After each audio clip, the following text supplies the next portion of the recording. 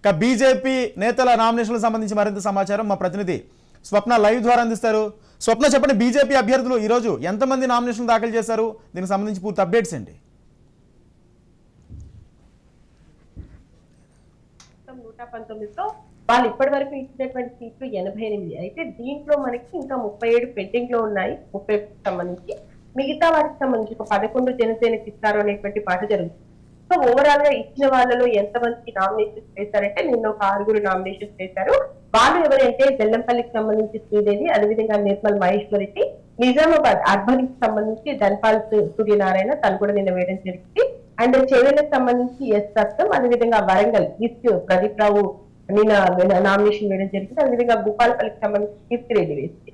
So వీళ్ళు కాకుండా ఈ రోజు రాజా సింగ్ చాలా భారీ ర్యాలీతో వెళ్ళి నామినేషన్ వేయడం జరిగింది. కేంద్ర మంత్రి కూడా దానితో పాటు వచ్చి నామినేషన్ ప్రక్రియలో పాల్గొనడం జరిగింది. సో ఓవరాల్ గా చూసుకుంటే మాత్రం నిన్న 6 ఇవాళ 1. సో ఇంకా ఎవరైనా వేసారు మిగతా చోట్ల అంటే మనకు 4 గంటల కల్లా ఇంకా క్లారిటీ వచ్చే అవకాశం కనిపిస్తుంది. సో బీజేపీకి సంబంధించి ఓవరాల్ గా ప్రక్రియ అయితే ఇలా కొనసాగుతుంది. ఇంకా కొన్ని చోట్ల అభ్యర్థులకు సంబంధించి మేము మాకు టికెట్ రావాల్సి ఉండే, అనవసరంగా వేరే వాళ్ళకి టికెట్లు ఇచ్చారు, అక్కడ ఆ అభ్యర్థి తెలియదు, మాకు ఇవ్వండి, బీఫామ్ విషయంలోనైనా ఏమైనా జరుగుతుందేమో, లాస్ట్ మినిట్ లో ఏమైనా ఫైనల్ చేస్తే వర్కౌట్ అవుతుందేమో అనేటువంటి పరిస్థితి బీజేపీలో కనిపిస్తుంది. ఓవరాల్ గా నామినేషన్ ప్రక్రియ అయితే బీజేపీకి సంబంధించి జోరందుతుందని చెప్పుకోవాలి. ఈ రోజు ఇంకా కన్నా మనకు మండే చాలా ఎక్కువగా పడేటువంటి అవకాశం కనిపిస్తుంది. మండే రోజు చాలా ఎక్కువ మంది నామినేషన్ సంబంధించినటువంటి ప్రక్రియ, అది కూడా కాస్త ర్యాలీగా బయలుదేరి మేము ఖచ్చితంగా గెలుస్తాము, మేము కూడా బరిలో ఉన్నాము అనేటువంటి ఒక ధీమాను వ్యక్తం చేసే విధంగానే బీజేపీకి ముందుకు సాగే పరిస్థితి మనకు కనిపిస్తుంది.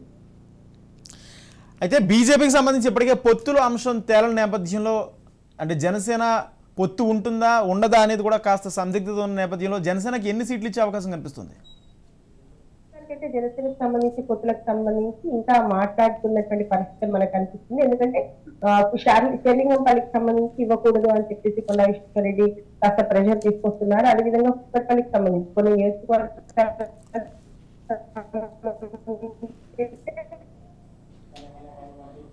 ఆల్రెడీ దాదాపు 11 నియోజకవర్గాలు ఇవ్వడానికి మాకేం అభ్యంతరం, మనకు ఒక ఇన్ఫర్మేషన్ ఇవ్వడం కోసం ముఖ్యంగా జనసేనకు సంబంధించి ముందు లిస్ట్ సంబంధించినటువంటి అనౌన్స్మెంట్ ఉంటుంది. ఆ తర్వాత బీజేపీకి సంబంధించి మిగిలిన అభ్యర్థులకు సంబంధించి ఉంటుంది.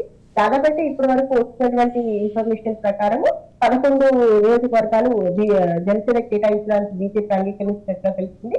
దాంతో పాటు పవన్ కళ్యాణ్ కూడా తెలంగాణ వ్యాప్తంగా బీజేపీకి ప్రచారం చేయడానికి ముందుకు వస్తారని తెలుస్తుంది. మరొక డిసెంబర్లో జనసేన నుంచి ఈ ప్రకటన ఉంటుంది. ఆ తర్వాత బీజేపీకి సంబంధించినటువంటి కార్యాచరణ ఎలా ఉంటుంది, పొత్తులో భాగంగా ఎలా వెళ్తారు ఏంటంటే ముఖ్యంగా కంపపైన ఆ ప్రాంతాల్లో ఎక్కువగా ఇస్తున్నారు కాబట్టి ఇంకా ఈ ప్రాంతాలకు సంబంధించినటువంటి ఇన్ఫర్మేషన్ ఏముంటుంది అనేటువంటి అదైతే మనం వేచి చూడాల్సి ఉంటుంది. ప్రస్తుతానికి సంబంధించిన ఇన్ఫర్మేషన్ ప్రకారం పొత్తు అయితే కంపల్సరీ ఉండేటువంటి అవకాశం కనిపిస్తుంది. ఎందుకంటే పొత్తుకు 2 పార్టీలకు సంబంధించి కూడా సుముఖత చూపించాలి. ఇటువైపు జనసేనకు సంబంధించి కాస్త ఎక్కువ సీట్లు అడిగినప్పటికీ లాస్ట్ అయితే 11 నియోజకవర్గాలకు సంబంధించి లిస్ట్ ఫైనల్ చేసినట్టుగా మనకు అర్థమవుతుంది. స్వప్న, మరోవైపు బీజేపీలో ఎవరైతే సీనియర్ లీడర్లు అనుకున్నారో రాజగోపాల్ రెడ్డి కానీ లేకపోతే లక్ష్మణ్ పోటీ చేయట్లేదు, ఇటువంటి స్థానాలు ఏవైతే గజ్వేల్ స్థానం నుంచి కానీ ఎవరిని పోటీలో నిలిపే అవకాశం కనిపిస్తుంది? అక్కడ అసలు ఆ పోటీ చేయడానికి అభ్యర్థులు బీజేపీకి ఉన్నారా? నిజంగా ఇది కాంగ్రెస్ లో బీఆర్ఎస్ లో ఒక రకమైన పరిస్థితి ఉంటే బీజేపీకి సంబంధించి మరొక రకమైన పరిస్థితి. ఎందుకంటే అభ్యర్థులకు సంబంధించి బీజేపీకి అభ్యర్థులు లేరంటే అభ్యర్థులు ఉన్నారు. అఫ్కోర్స్ బీజేపీకి సంబంధించి మొదటి నుంచి బీజేపీకి నమ్ముకొని ఉన్న వాళ్ళు అక్కడ ఆ నియోజకవర్గంలో పనిచేస్తున్న వాళ్ళు ఉన్నారు. కానీ వాళ్ళు గెలుపు గుర్రాలా అంటే మన ఎస్ అని చెప్పలేని పరిస్థితి. ఎందుకంటే ఎవరైతే ఉన్నారు మనకు ఇప్పుడున్నటువంటి పరిస్థితుల్లో ఇంపార్టెంట్ నాయకులుగా చెప్పుకునేటువంటి వాళ్ళు మేము ఎంపీకి అయితే పోటీ చేయడానికి సిద్ధంగా ఉన్నాం, ఎమ్మెల్యేకి పోటీ చేయడానికి సిద్ధంగా లేమని చెప్తున్నారు. రాజగోపాల్ రెడ్డి, వివేక్, అప్పుడు కొండా విశ్వేశ్వరరెడ్డి, విజయశాంతి వాళ్ళ ఇంట్లో ఒక మీటింగ్ జరిగేది. దాదాపు 2-3 మీటింగ్స్ వీళ్ళు ఓవరాల్ గా కొన్ని చోట్ల జరుపుకున్నారు. ఆ క్రమంలో కూడా ఎమ్మెల్యేగా పోటీ చేస్తే గెలుస్తామా లేదా అనేటువంటి ఒక మీమాంసలు వీళ్ళు ఉన్నట్టుగా తెలుస్తుంది. దాని ప్రకారం రాజగోపాల్ రెడ్డి వెళ్ళిపోయారు, వివేక్ వెళ్ళిపోయారు, విజయశాంతి కూడా నేను ఇక్కడ బీజేపీలో ఉన్నానా కాంగ్రెస్ లో ఉన్నానా అంటూ కొంచెం టిపికల్ గా చేస్తున్నటువంటి పరిస్థితి కనిపిస్తుంది. మరోవైపు డీకేఆర్ లో చెప్పింది నేనైతే బరిలో లేను, అక్కడ బరిలో బీసీ వర్గానికి సంబంధించినటువంటి అభ్యర్థికి నేను పూర్తి మద్దతు ఇస్తానని చెప్పింది. మరోవైపు జితేందర్ రెడ్డి కూడా నేను ఎంపీగానే పోటీ చేస్తానంటూ తన కొడుకు విషయంలో కేవలం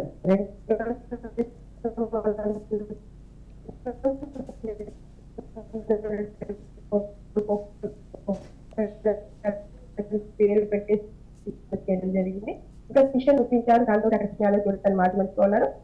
తనకు సంబంధించిన ఫుల్ ఫ్లెడ్జింగ్ గా సపోర్ట్ చేస్తాను, అమర్పేటలో గెలిపించేటువంటి బాధ్యత నాది అని కిషన్ రెడ్డి చెప్పేట్టుగా తెలుస్తుంది. ఇక లక్ష్మణ్ కి సంబంధించి కూడా లక్ష్మణ్ అక్కడ పోటీ చేయడానికి ముందు నుంచి నిపుణులుగా ఉన్నారు. నేను ఇంకా పూర్తి స్థాయిలో అంటే మళ్ళీ వెళ్ళి ఇప్పుడున్నటువంటి వయసు రీత్యా కానీ ప్రస్తుతం ఉన్నటువంటి పరిస్థితుల్లో కానీ పోటీలో ఉండడానికి నాకు ఇష్టం లేదు అని ముందు నుంచి చెప్పడంతో అక్కడ బండాదాత షేక్ కూతురికి అనుకున్నారు. ఆయన మరో వ్యక్తి కూడా జరిగింది. సో ఓవరాల్ గా చూసుకుంటే మాత్రం బీజేపీకి సంబంధించి ఉన్నటువంటి అభ్యర్థులు ఎవరైతే ఖచ్చితంగా వీళ్ళు అయితే గెలవగలుగుతారు, వీళ్ళైతే పోటీలో ఉండగలుగుతారని పేర్లైతే వచ్చాయో వాళ్ళైతే ఒక్కొక్కరిగా తప్పుకున్నారు. వాళ్ళు ఉన్నటువంటి వాళ్ళు కూడా నేను ఎంపీగా అయితే సై కానీ ఎమ్మెల్యేగా నో అనడంతో ఆయా ప్రాంతాల్లో ఉన్నటువంటి అభ్యర్థులను గెలిపించుకునేటువంటి బాధ్యత అయితే ప్రస్తుతము ఇంకా అక్కడ ఎవరైతే మీరు ఎంపీగా పోటీ చేస్తామంటున్నారు కాబట్టి కనీసం ఎమ్మెల్యేలుగానే ఉందని చెప్పి మిగతా వాళ్ళకి సంబంధించి అంటే ఎంపీలందరూ ఎమ్మెల్యేలుగా పోటీ చేయాలన్నప్పుడు బండి సంజయ్ కానీ అదేవిధంగా మనకు అక్కడ ఉన్నటువంటి అరవింద్ సంబంధించి కానీ అంటే ఎవరైతే కొంతమంది ఇంపార్టెంట్ గా ఉన్న వాళ్ళు ఉన్నారో వాళ్ళందరూ కూడా పోటీ చేయడానికి ముందుకు వచ్చారు. ఇంకా ఇంపార్టెంట్ పర్సన్స్ అప్పుడు ఉన్నటువంటి వాళ్ళు అంటే ఎంపీగా చూస్తుంటే మనకు కిషన్ రెడ్డి కానీ రాజ్యసభలో సభ్యుడిగా ఉన్నటువంటి లక్ష్మణ్ కానీ వీళ్ళు పోటీకి రాలేదు. మిగిలిన వాళ్ళైతే ఆయా నియోజకవర్గాలకు సంబంధించి ఎమ్మెల్యేగా ఉన్నారు. ఒకవేళ వీళ్ళు ఆయా నియోజకవర్గాలకు సంబంధించి గెలిపించుకునేటువంటి బాధ్యతలు తీసుకున్నట్టుగా తెలుస్తుంది. మరోవైపు 7న మోడీ రాబోతున్నారు, కేంద్ర మంత్రులంతా లైన్ గా ఇక్కడికి రాబోతున్నారు, అమిత్ షా నడ్డా రాబోతున్నారు, సభలు ఉండబోతున్నాయి. ఇక్కడ ఉన్నటువంటి ప్రస్తుత పరిస్థితులు చూస్తే ఖచ్చితంగా వీళ్ళు వచ్చిన తర్వాత ఇంపాక్ట్ పెరుగుతుంది. మేము కింగ్స్ కాకపోయినా కింగ్ మేకర్స్ అవుతామనేటువంటి ఆశావాహ దృక్పథంతో అయితే బీజేపీ ముందుకు సాగుతుంది. జస్ట్ అభ్యర్థుల విషయంలో మీరు అన్నది 100% నిజం. ఎవరిని సెలెక్ట్ చేసుకోవాలి, ఎవరిని అభ్యర్థులుగా ఉంచుకోవాలి అనే విషయంలో ఇంకా మల్లగుల్లాలు పడుతుంది.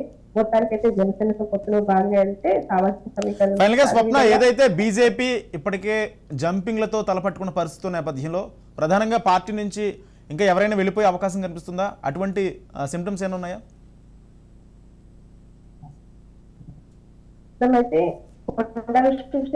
అయితే మొన్నటి వరకు చాలా కోపంగా ఉన్నారు. అండ్ ఆయన ఇక్కడ కూడా ఫుల్ ఫ్లెడ్జ్డ్ గా పాల్గొన్న పరిస్థితి మనకు కనిపిస్తుంది. దాంతో కొండ విశ్వేశ్వరరెడ్డి వెళ్ళిపోతారని చెప్పేసింది. అయితే షేర్లింగంపల్లి ఒకవేళ కనుక జనసేన కేటాయిస్తే ఖచ్చితంగా కొండ విశ్వేశ్వరరెడ్డి బయటకు రావడం ఖాయం అనేటువంటి వార్తలు వినిపిస్తే కానీ షేర్లింగంపల్లికి సంబంధించి ప్రస్తుతం అయితే ఖచ్చితంగా బీజేపీ అది జనసేనకి ఇవ్వడానికి ఒప్పుకోలేదు. బీజేపీకి కొండ విశ్వేశ్వరరెడ్డి చెప్పినటువంటి పేర్లు కేటాయిస్తామని ఒప్పుకోవడం జరిగింది. దాంతో కొండ విశ్వేశ్వరరెడ్డి కాస్త ఆయన ఇప్పుడు ప్రస్తుతం అయితే ఇప్పుడు వెళ్ళిపోయేటువంటి పరిస్థితి మనకు కనిపించలేదు.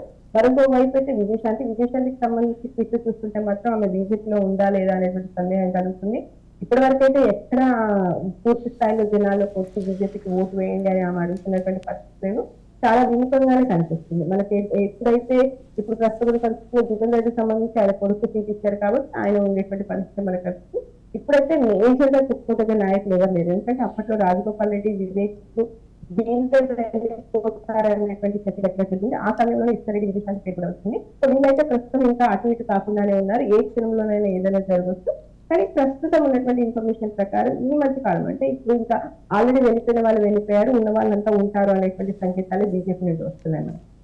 రైట్, థ్యాంక్ యూ స్వప్న. మొత్తంగా తెలంగాణలో నామినేషన్ల పర్వం షురు అయింది. ప్రధాన పార్టీల అభ్యర్థులు నామినేషన్ సెంటర్లో నామినేషన్ దాఖలు చేస్తున్నారు. బీజేపీ, బీఆర్ఎస్ అభ్యర్థులు నామినేషన్లు వేస్తుండగా